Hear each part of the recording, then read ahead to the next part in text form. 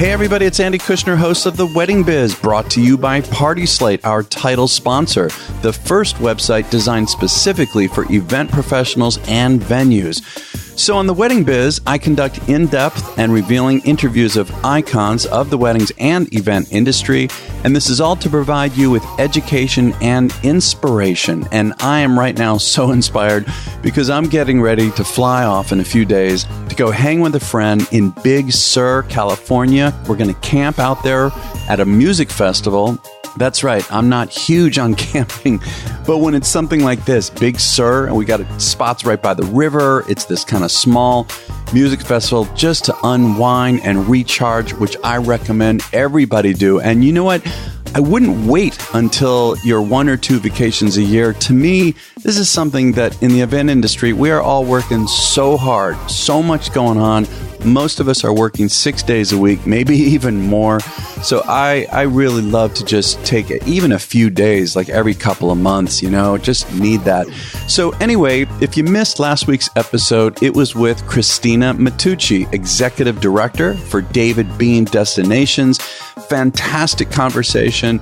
Most of it was about her considering herself as a number 2 to David being the number 1 and how she can best support her number 1 and vice versa. What does a number 2 need from a number 1? It was a really great conversation. So much more to it than just that. So today's guest, I'm really particularly excited because I know this guy from decades back, and that is Michael Cerbelli.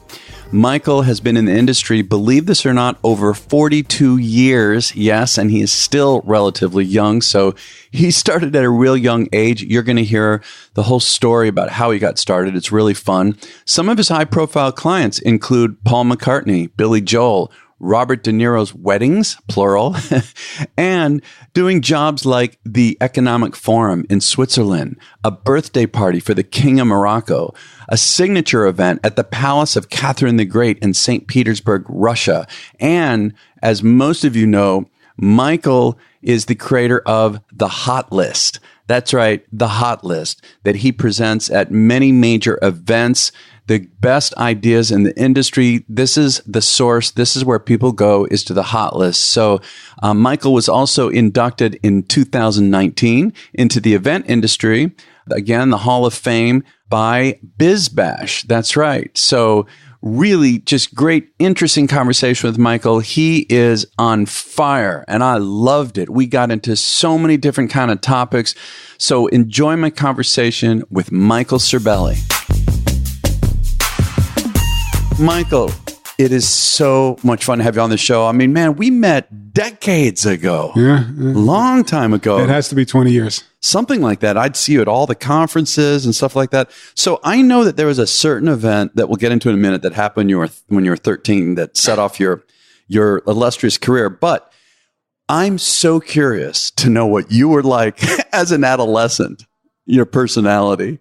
I wanted to be an actor. That's what it was. Oh, like a movie actor? No, I wanted to be stage, screen, something. My big claim to fame when I was 9, 10, 11, Jerry Lewis Telethon used to come on. Yeah. And we used to hold a little carnival and raise money out of a garage and put on this show. And we do it the same show every hour, and people in the neighborhood would come there, sit at a chair, watch us do something stupid, and give us money for Jerry Lewis's telethon. And you were in charge of it, I'm assuming? Yeah, we put on a show and the school plays, all that stuff. So DJing, when Saturday Night Fever came out in 1977, I remember. Okay, that was my 13th year, September 10th, 1977, was not being John Travolta, which everybody thought that's what I wanted to be. No, yeah. I love the DJ because the scene in the movie with all the girls in the DJ booth. That's right. They were all crowded around. I remember that right now. He was putting on a show. Yeah. He was the one conducting it. That's what I liked. But where do you think, not that we can always identify, but where do you think it came from? Was it just innate, or did your parents encourage, or were they performers themselves? No. My mom sang. Dad was at the American Legion. I think they went to a lot of events and things like that. Then parties more, but events, I would call them. And I just liked always being in the spotlight. I think it was always my nature. I liked it. Am I a singer? No. Am I a dancer? No. But I did have that gift. You found your way. Yeah. On the microphone. To manifest it. Yeah. So I know you've told the story many times, but you got to tell me here, when you were 13, Tell me what happened. So my dad passed away when I was 10 and a half, June of 1975.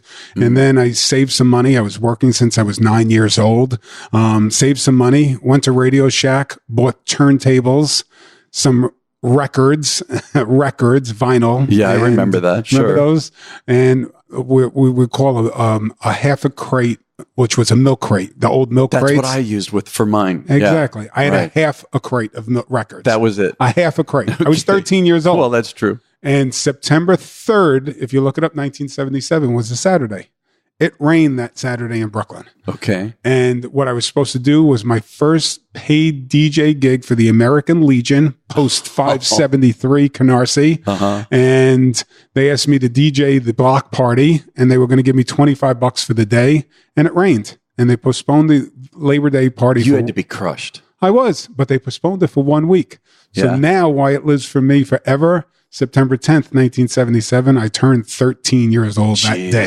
So it was my birthday. Yeah. I DJ'd for the first time, played the same song 8 times over the course of the day. Which song was that? I don't know, because I only had a half a crate of records. I don't have that many albums. You know what I mean? Great. I think I played the Saturday Night Fever soundtrack 6 times, you know, but I was doing what I was doing, and I had turntables from Radio Shack with a rubber band that used to turn the turntable. Jeez. Yeah, it's funny when you say this, just for a moment, about multiple songs, because when I was 15, I started my first band, and I remember I was about 17. We did a party. Saturday Night Fever had come out, and we played. They asked us to play Shake Your Booty 6 times. 6 times. Never again. But anyway, so that's when it really hit you. And being able to, I'm assuming, control a crowd to see them respond, right? So what happened was, over that 13, 14 through my 18, 20s, I was going to school. I was working in a deli. I was working in a candy store. I was working as a delivery guy. This is the most important part, for the bread box in Brooklyn, New York, Canarsie. Okay. And it was called the bread box. I would wake up at 3 o'clock in the morning, deliver bread to 8 o'clock, 9 o'clock in the morning, the fresh bread. Yeah. And the reason I did that was because I had use of the van. And now I was taking the van when I was 18, 19, 20 and using it for my gigs on the weekends. Brilliant. To this day, if you shake one of my old albums, you'll find a sesame seed somewhere stuck in there. So with that, I was the guy with the 100-foot microphone cord. Okay. Coming out doing the hokey pokey. And I don't think that was as common back then. No, it wasn't, but I liked getting out with the crowd. So I would put on the record, run out, do the hokey pokey, and run back to change it to put on the next song, or do the chicken dance or whatever, or hands up, whatever it may be. And then in 1984, I met my partner from Long Island, and that was where the career just started to set its roots. And how it started with mitzvahs for you, right? Yeah. So what happened was that Evan, myself, the whole team, Greg and Jeff and John, and you name them, and all of us that started to grow over the years, my best friend in the world to this day, Charlie and Rick, you know, we grew from these.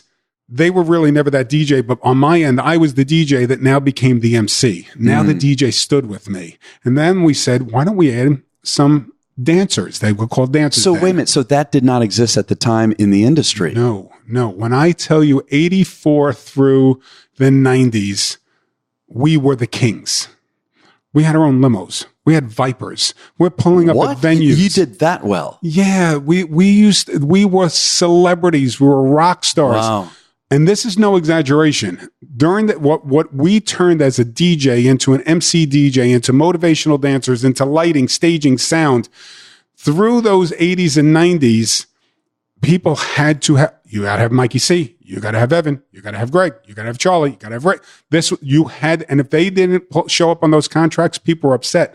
But we used to go out with this whole shebang, and that's where we realized, who are we doing these events for? Why are they spending so much money on these mitzvahs? This is no exaggeration.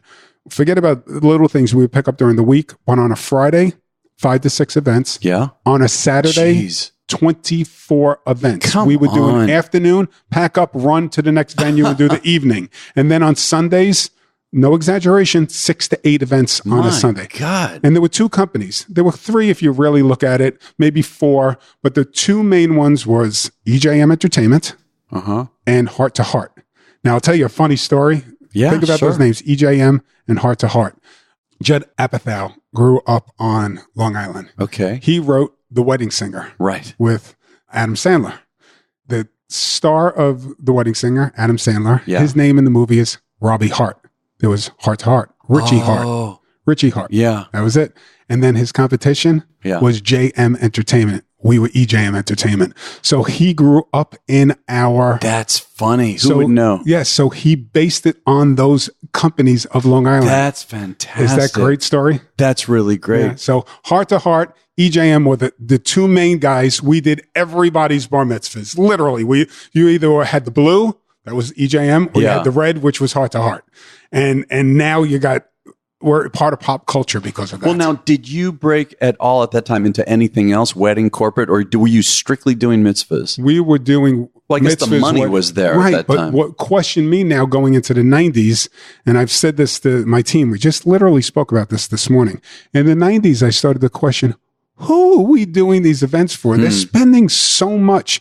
That's where we realized what the captains of industry were. Who are these people? Doctors and lawyers and CEOs and things like that. One of my favorite clients of all time, Stu and Renee Barrett's, did the 40th, did the 50th birthday, did the 60th birthday, did the 25th anniversary, did both kids' bar mitzvahs, did both kids' weddings. But what made Stu wake me up? When he said to me one day, "You're coming to Puerto Rico and do my incentive program." Oh, wow. Incentive program? Okay. Puerto Rico? All right. You know, that's all I heard. I didn't know what an incentive program was. Yeah. But that's where he brought his team and we entertained them. Now we were part of that. And that made me say, wow, I know weddings, bar mitzvahs, 50th birthdays, things like that. What is corporate America? That's where the 90s changed for me. And so how do you define it? What did it appear to be to you at that time? Ridiculous money being spent in the 90s on ridiculous events. That was a big decade for corporations. It was opened a whole new world for us. A whole new world because I didn't expect it. Now we're putting on custom shows and openings and closings, and we just got sucked right into it because I had to start going to conferences and understand what was happening. And so I was learning the corporate end, why emceeing, and that's where I said to myself, you got to put an end to your MC career. You now have to stop at one point and start fading out. And how many years had you been doing it? This was now 1977. I think the last MC gig I did was 2004. But were you feeling at all burnt out, or were you just simply seeing the opportunity and you had to do it? I saw what that next level was. Did you, in a sense, miss being on the mic like that, though? I mean, your personality and everything. I know you speak. We're going to get to the speaking later. But it's so funny you say that. You make me laugh because remember Al Pacino? And they suck me back in. Yeah. Not that I'm seeing, but I will be a voice of God at some event someplace. I will be at a wedding someplace and someone says, "Michael, you got to introduce, we don't have an MC." Well, how did I get into this? Yeah. And that's what usually happens once in a while. So once in a blue moon, but I'm not an MC in any way anymore. Anyway. So you dug into what they call at the time entertainment production, being an entertainment producer. Mm-hmm. I wanted to learn. And that was the most important part. I didn't want to did I trip along the way? Absolutely. Mm-hmm. At that, what's a LECO? What's this? What's an LD? Who are these people? A1s. I wanted to learn it all. And that's what started to get me. That's why you said I would see you at conferences. That's right. I was going to learn. And it was important to me to understand that, to pick up the book by Joe Goldblatt and the terms and why is this called this and why is that, what's a gobo? I had to suck it all in. And then I just went out and then I started to work with people that helped me learn how to book name talent. And then I was like, why do we do the contract? Why do we do a firm offer this way? Everything started to grow. And then through the 2000s, that's where I was really taking that next level of my career. So if you think about 70s and 80s, here I am as the entertainer. Yes. 90s, turning into the event producer. Right. 2000s, now truly producing events, working with corporate America, doing meetings, doing conferences, And then 2010s is a whole other level altogether. Well, so let's start digging into this. I found a quote where you had said an event doesn't have to be large to be big. It doesn't have to be extravagant to be rich. And it doesn't have to be over the top to raise the roof. That is correct. Can you tell me about that? Yeah, it's a fact. You know, think about just 40 people coming together in a room, celebrating together, laughing, spending time together. Everything that we do when we're together, just a photo op, laughing, opening a bottle. Those are moments that are never forgotten. So listen, have I done events for 5,000? Have I done events for multi-millions of dollars? Yes. And all of them have a memory. And some of those smaller events are as powerful as a $3.3 million bar mitzvah.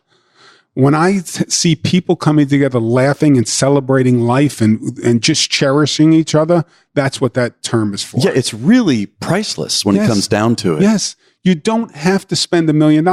There's something I'm looking into right now that really does more intimate events. And I love the intimate event because those memories and what we're doing in those moments are so cherished because you're with the core people of your life. I'm even seeing that with weddings right now. Yes, there's extravagant weddings out there. They're beautiful, but a lot of these brides and grooms, and I've done it myself. When I got married in Italy, we had 24 people there. Right. All right, 24. We had a party in New York. We had 130 people when we partied in New York. Right. But I could have had, and you know it as well as I do, Andy, I could have had 500 people at my wedding. Yeah. Did I know all these people? No, most people want the intimate group of their core friends together. And I think that's what sets that tone, raising the roof with who you care about. And listen, the bar mitzvahs, if you look at it in the 80s and 90s, those kids would invite 110 kids to their events. I remember. I've run into these people today. Michael, I'm lucky I'm in touch with 2 of those people today. Think about that. That's what I'm talking about. And when you talk about intimate, the kind of intimate gatherings you're talking about, to me, it's really profound because you are creating the vehicle by which they connect in deeper ways and how that lasts. Correct. You know, it's a big responsibility. It is. It is. And I love the multi-day events. I love when people are spending. I think sometimes a 5-hour event is just a nice event to have and you celebrate with a lot of people. What can you do over a weekend? What can you do from people arriving on a Thursday and celebrating Friday night with a dinner and then Saturday the big and then the brunch? I think all those moments and that living that weekend together is that raising the roof and taking it to a very different level and never forgetting that memory. Well, I would love to know more about your process. Like, why don't we start with weddings first? What is your process basically from the moment you meet someone to the time it's over? How does it start first? Very lucky with most of my brides and grooms. There's some sort of relationship with them. We've done something for the family. There's not much that I'm doing that someone's knocking on the door. These are all legacy type of clients in a sense? My core business, 70% corporate, 30% social. That 30% social is equal in dollars as the 70% corporate. All right. So when I'm doing the social, it's a big social, but I'm looking at corporations that I'll do that I've been doing this corporation for years. And now the CEO, the CFO, their kids, whatever. Exactly. So there's a tie. I think I'm an enigma that way, that I'm doing so much corporate that corporate, that C-level executive, that person in that company is trusting us. You got to do my kid's mitzvah. You got to do my kid's wedding. We're doing our 25th wedding anniversary. I'm doing my 50th. I've done hundreds of corporations that way. So when that bride and groom walk in here, I kind of know a little bit about the background of the family. I kind of know what they like. And then we set that tone. What's your vision? Where are we going? Let's set some financial parameters. Let's figure this all out. And then I'm guiding them the whole way. And we're walking through it and I'm bringing in the entertainment end of it. And I think a lot of my events, and I've spoken about this with my team too this week. It's funny that we're bringing up again, but a lot of the events that we do, because of my background, have an entertainment flair to it. Even in the decor, even in that feel. And can you be specific? Some examples? Yeah, I want people to walk into a room and not only say it's beautiful, but experience as a moment with the music playing. I don't want anybody ever to walk into a room where if you walk into a conference, there's nice piped in music playing and you walk into a general session. I want the band on stage. Yeah. I want everybody right going. from the start. Right from the start. Take that decor, take that feel, and set that tone that this is it. What can we do with a trio that's different? Yes, we could have a trio that plays classical music and stuff like that with a more modern feel to it. But what can we do differently? Could we put the unique entertainment out here that arrives? People serving, people, and not just in costumes, but setting that tone. Can the decor become alive? Can the feel of the room become alive? I believe there's an entertainment feel in everything that we do. And this is weddings and social we're talking about in addition, everything you do. Everything has, the team will say, a little bit of a Cerbelli Flare to it. Can you give me an example of what that Cerbelli Flare is? Again, for first of all, manifesting through a wedding. Can you maybe a story of one of your favorites? I mean, I know you got a gazillion of them that you particularly really enjoyed doing. There's just so little memory left. Yeah, there really is. I have to be honest with you. That's exactly. I couldn't remember the word memory. To the best of us. Yeah, could I remember a moment that's special with the wedding? It's one that you would love to do you haven't done yet. You know something? I've been asked that question. I think every event that I do, it's not that I haven't done it. It's the way that we do it. Yeah, and I'm probably going to get off track by what I'm going to say right now, but I believe, and I think this is one of the biggest errors in our industry by many of our producers. Mm-hmm. I've done that already. Yeah.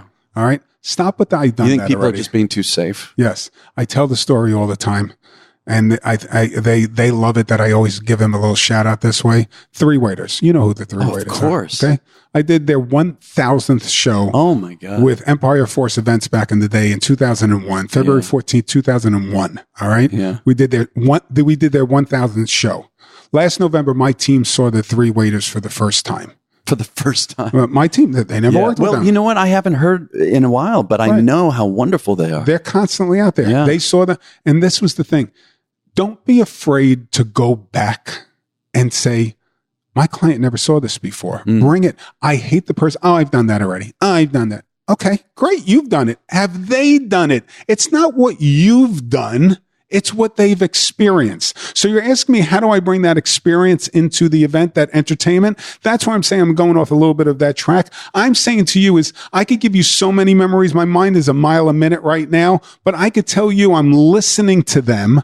I'm giving them something they haven't experienced before. That's what the special part is. Right. All right.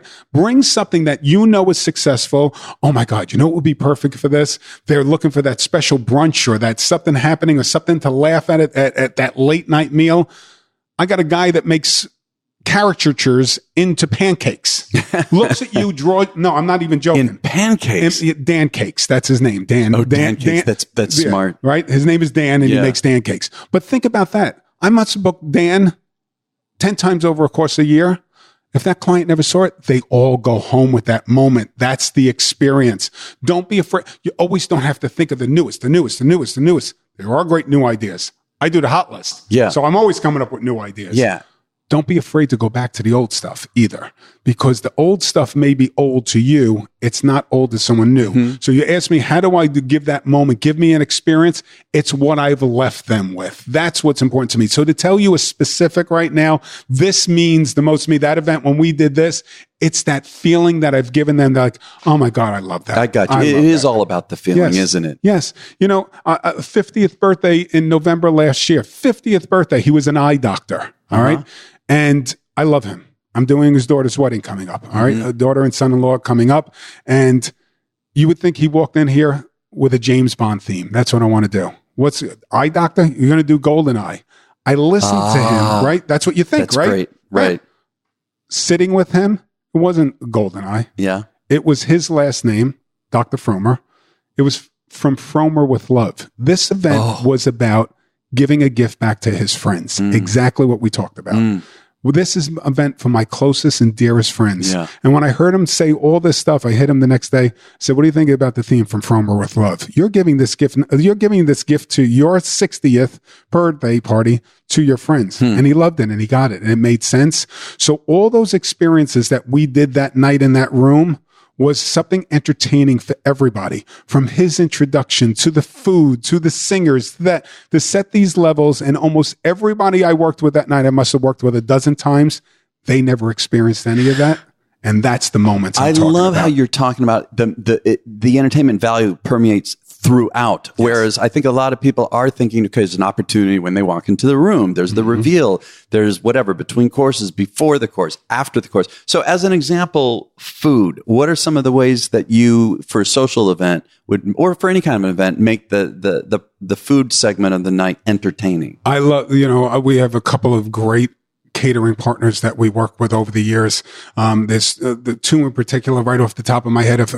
Don't get offended anybody if I forget a name, but Elegant Affairs, Andrew Corielli, Marcia Selden Catering, Jeffrey and Robin. These are people that I could sit down with in a minute and say, okay, here's the theme. That's what we're doing. When we do a Dr. Fromer James Bond theme, we had 2 claws on the desk, on the plate, crab claws, and it was spy versus spy crab soup. And you know what I mean? So when they get excited and don't think about just, I'm naming that, you could name the, Paul Newman's and the Thomas Preddy's and all the other great caterers that are out there that are wonderful to deal with. But let me just tell you something. Don't be afraid to go into your hotel ballroom either, and start talking to the chef that's been working there for years. Here's the menu from the hotel, and this is what we're going to do. I love it. I have a great client from San Francisco, great corporate client, and she had an Alice in Wonderland theme.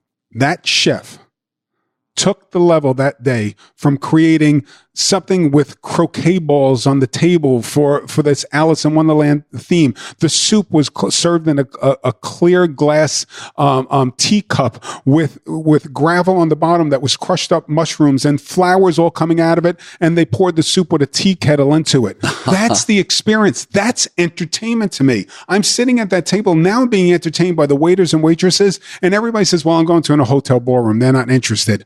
Hotels probably are more excited that jumping off their menu and being creative than ever. Well, I was going to say your example with the chef. I mean, not just chef, but using that for an example, this guy's a creative guy. He's got a lot of ideas. So often, as you know, it's just formulaic. You're giving him an opportunity, so he's going to buy into it more, and he's going to put his passion and his heart into it, and it's going to come out in a different way. Absolutely. I'm shaking my head, yes, audience, right now, because I can't agree with Andy more.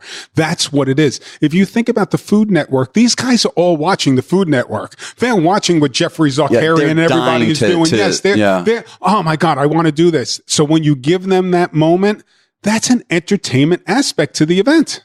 It's interesting. Just a very quick story. My first entry into the Lux market was through Colin Cowie, and it was my first time doing anything. It was a huge party of his, and I'll never forget when he pulled me aside, because I was completely fine and almost wanting to be told what to do. And he said, here's what's going on, da-da-da-da-da-da. What do you think?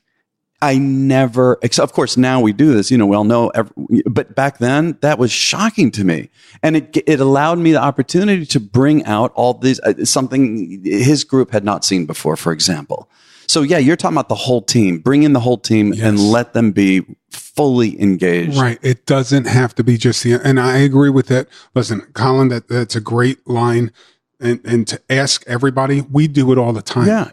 And I don't care if it's the entertainment. I don't care if it's the caterer. I don't care if it's the decor person. Here's my vision. And I laugh all the time when my team says, okay, Michael's going to jump on. Spit it out, Michael. Let's hear what's in your head. And they get excited about it, but now you've stirred them up. All right. And not only that, what can we do? Hey, listen. And I have a picture here in front of us, Andy, that you'll see over here. And in that picture is me standing there, and there's 2 different groups. There's the company men in that picture, and there's the Broadway dolls. And my vision was, when I did this event in Lake Charles, Louisiana, it was 2012 going into 2013, New Year's Eve. And my concept for them was, well, let's do New York. Celebrate New York. This is Lake Charles, Louisiana. Has anybody really been? That's great. And most of them have not been to New York. So we did Times Square in the venue.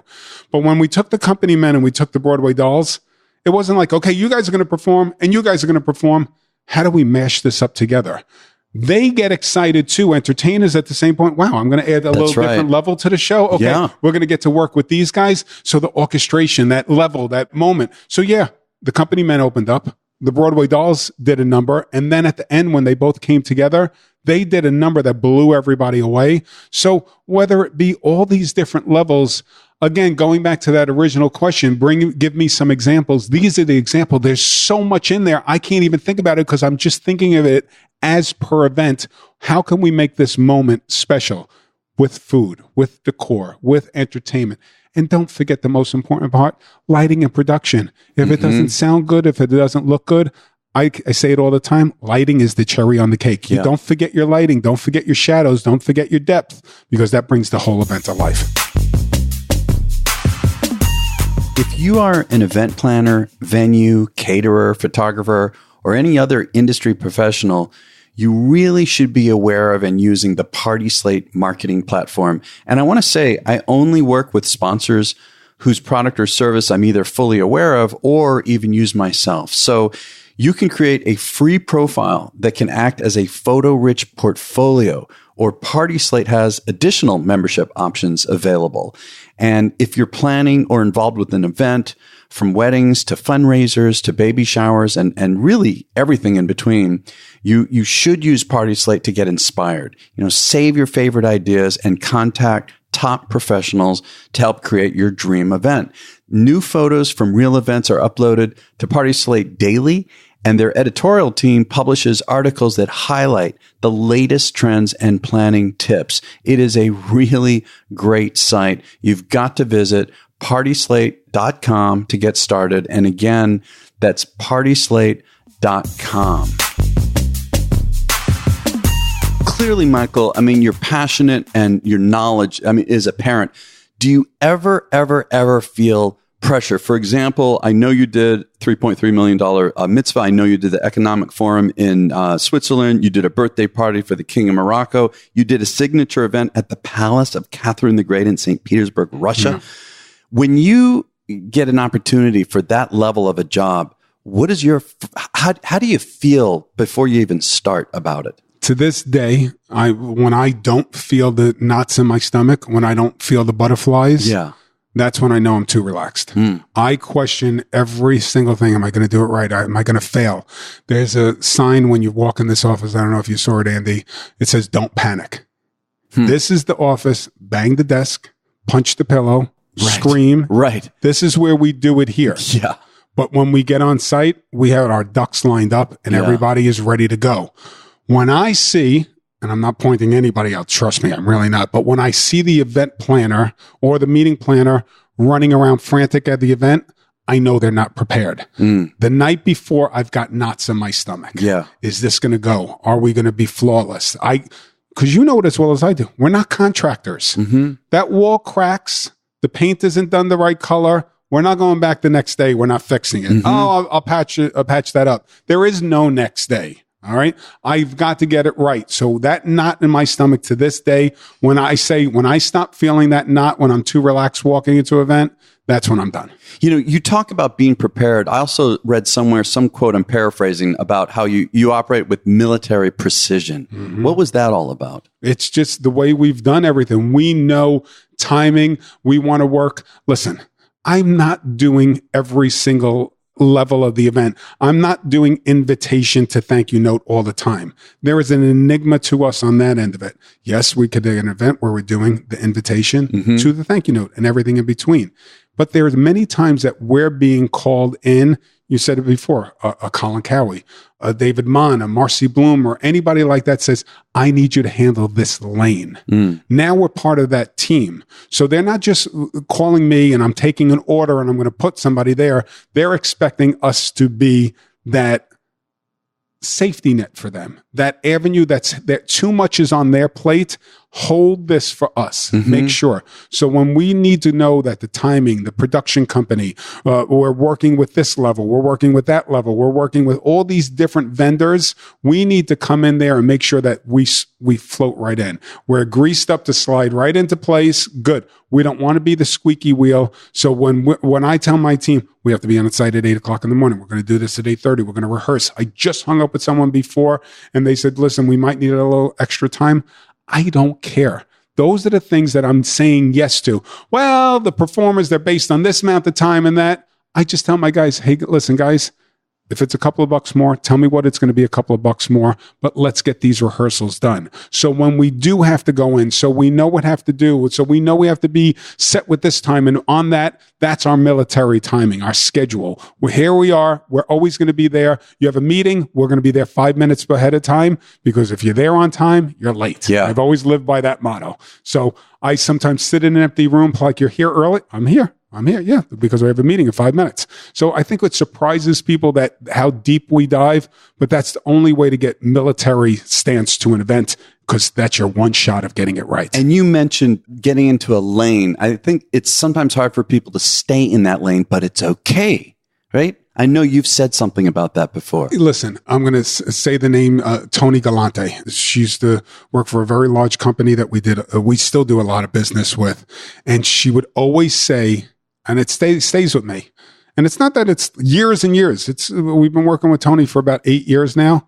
And she would always say, Michael, stay in your lane. And the reason why, that company has a production company that they work with. That company has a decor company that they work with. That company has a destination management company they work with, and so on and so forth, and a travel company. Everybody's got their stuff. When the production company or the decor company say, hey, I got an idea for entertainment, Tony be the first one. That's not your lane. Your lane is the decor. Talk to the entertainment company. Now see as Cerbelli, because that's our lane now. We're the entertainment side of it. Talk to Cerbelli, tell them your idea, share it together. And that's where I think people working together become even more creative. It's not about the other line item that's going to end up on your bill. It's how you work together. Because I got to tell you something, Andy, and I swear to God, and I mean this, and everybody listen to what I'm saying right now. But if you work together, you could both benefit with more line items, because you could come up with something creative that it stirs the decor company, that stirs the production company. Oh, he's adding this. That's great. I'm going to add more sound, more microphones, more this and that. So everybody could benefit if the client is happy with this idea that you're bringing to the table. But your lane doesn't mean that you're going to lose out on something. I've had decor company, Michael, could you get me this for the room? Yeah, because we're working together as a team. When everybody's out for the grab, that's when we all fail. Yeah, I love that. You know, I also want to ask, I want to get into this. The event industry has undergone just an enormous change due to information and technology explosion, right? And you've said those who do not adapt to change become casualties of change. Let's talk about this. The rate of change is so fast, and it's exciting what's coming with augmented reality and virtual reality, all these different things, but at spatial computing, but at the same time, it's intimidating. It is, and you got to have the right audience for it and the right people to understand it too, because it is so new, you could be failing at it. I had a client just recently come in with me, and they wanted to do this enormous opening. They gave me a great budget, and they said they wanted the whole opening to be augmented reality, a virtual reality experience and things like that. And I listened to everything that they said there, and I could jump on that bandwagon right now. I could tell you probably the amount of money that we spend on it and do it, and it would be great. But those 1,500, 1,700 people that were going to be sitting in their audience would remember that moment for that night only. Ah, interesting. And I said to them, okay, I'm going to come back with an idea. And I said, listen, I took this off the table. I want to give you this moment, because we're talking about today, that I'm going to create something on that stage. But now those 1,700 people, instead of talking about, wow, I experienced this, I wish you could have experienced, I'm giving them something they're going to experience that night, and then be able to send out to the world on their own, because they're going to say, check this out. This is what we saw that night. So with technology and things, you could be taking your events and not just streaming them or not just adding AV and all this other stuff, but taking it and sharing it with the world and getting people excited. Wow, look at what I just experienced. Because everybody wants to show everybody what they experienced. You could get very creative with your ideas right now. I think we're going to get better and better and better over time. I look at companies like All Seated right now with the virtual headsets and being in a room. They're still growing with the Oculus goggles and things like that. And every day they're getting better and better and better. I think we're still about 2 to 5 years away from it really, really becoming part of events. I think it's touching us right now, but I don't think we're 100% ready for it. And in many ways, it scares a lot of people.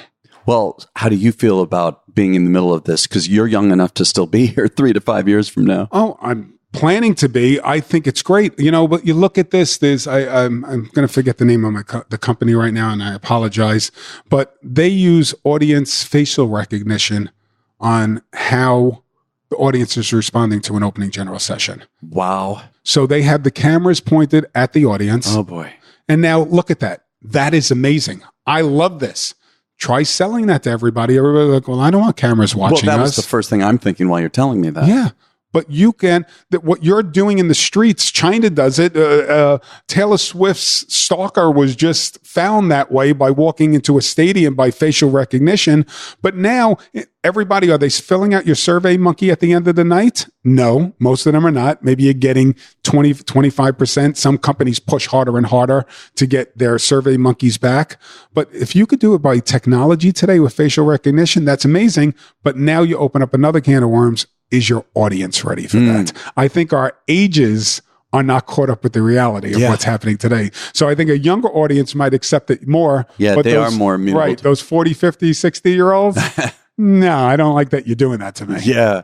So, Michael, everything you're talking about requires a really strong business foundation. Mm-hmm. You've had to build, you're now on your own. You don't have a partner anymore. What can you say about putting together that structure? Obviously, you had to do that when you stopped having partners. You had to create your own business structure. Mm-hmm. It's something that a lot of creatives in the industry struggle with, right? That you know this. It's the classic, almost a cliche. People who are extremely creative, a lot of them don't really know about business, or they don't appreciate and embrace it, and then don't go as far as they can. I think a lot of people listening, there's a certain contingent saying, I know I'm an underachiever. I should be earning more. I should be doing more, but they just don't have the business side together. What can you advise around that side of it?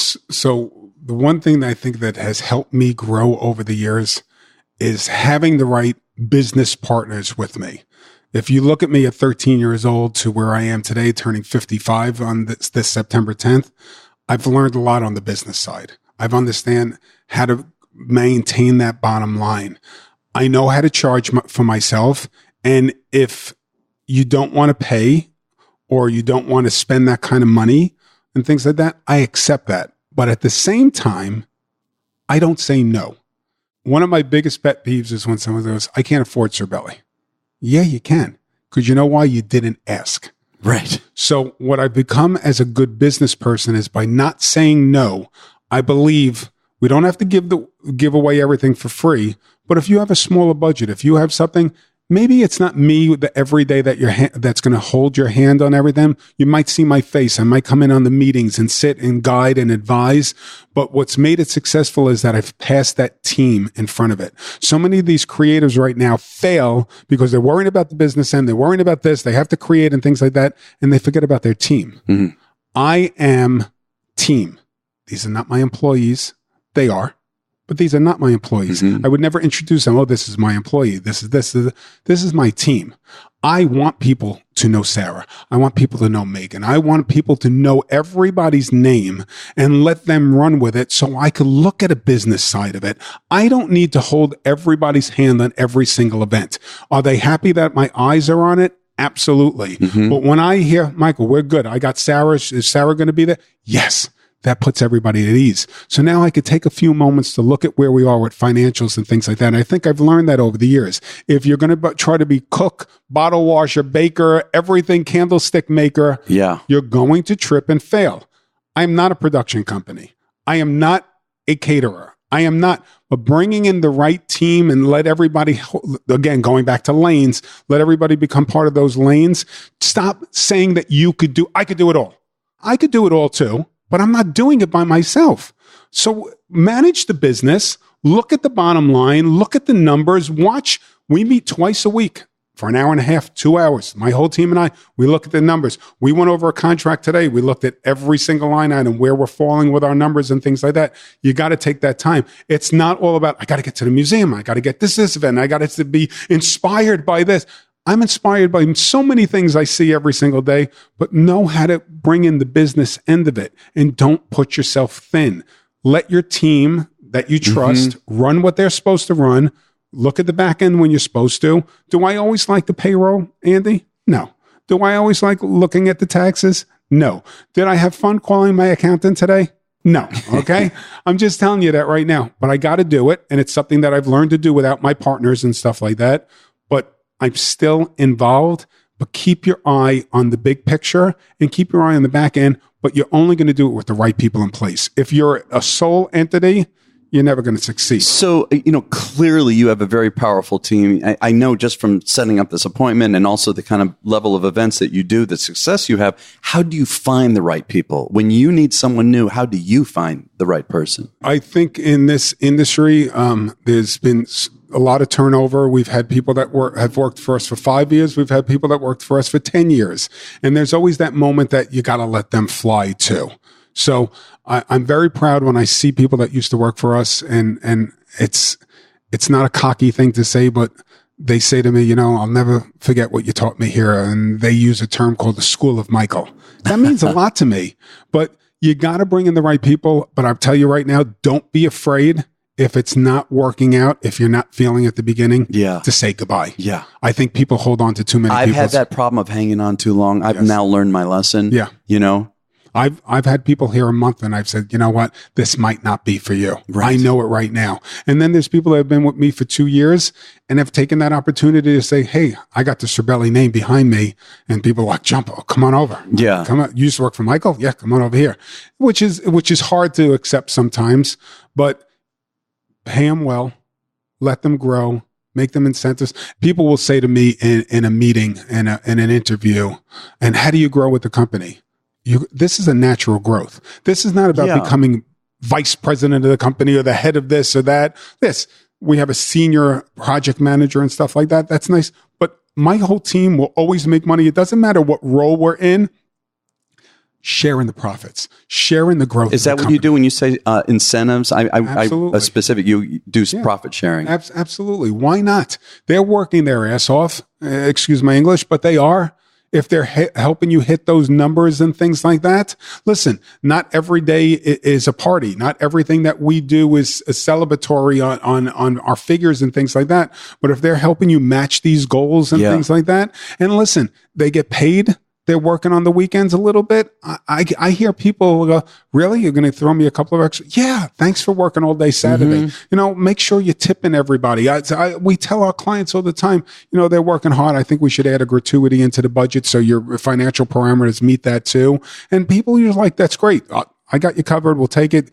Just let's put it as a reward people for what they do. But my team, they get paid. But you know what? To me, I like saying thanks for working hard that day too. If you're charging for people to be on site, why can't they get paid for being on site? That's the way I look at it. Yeah.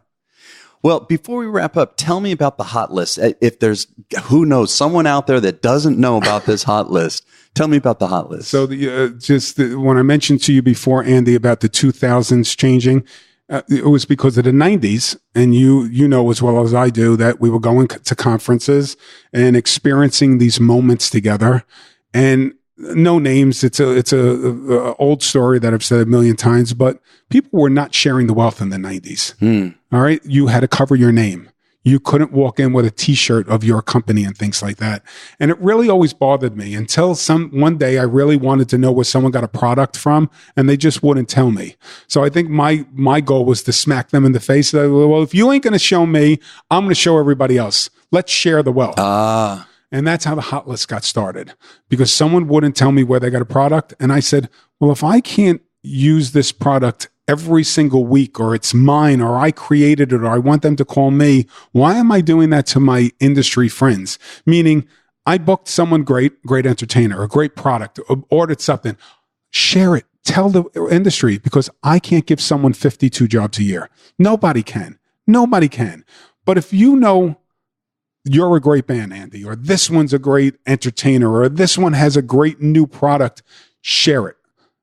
I used it once. I used it twice. They use it once. It makes our industry stronger. So the hot list came as an idea. I'm going to open my black book, tell everybody what my great ideas are. And then what has happened over this January will be 19 years. Hot list is going to be 19 years old. Yeah. And you don't have to mention any specific names or brands, but like just so people understand what kind of things are on the hot list. What originally started with the hot list was I spit out 101 ideas in 90 minutes. I remember that. And then we went to 102 and 103 the first 3 years of the hot list. And I thought I was going to pass out and die if I ever had to hit 104. So now we probably do about 36 ideas. And in that 36 ideas, 8 to 10 of them are entertainment ideas.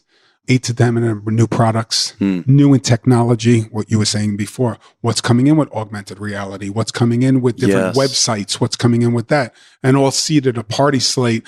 This great caterer is doing this now. The guy that's making sculptures out of chocolate, the company out of California that's working with fire and Gastro Garage, and they're dressed in iron worker outfits, making your desserts and things like, this is what the audience is going nuts for.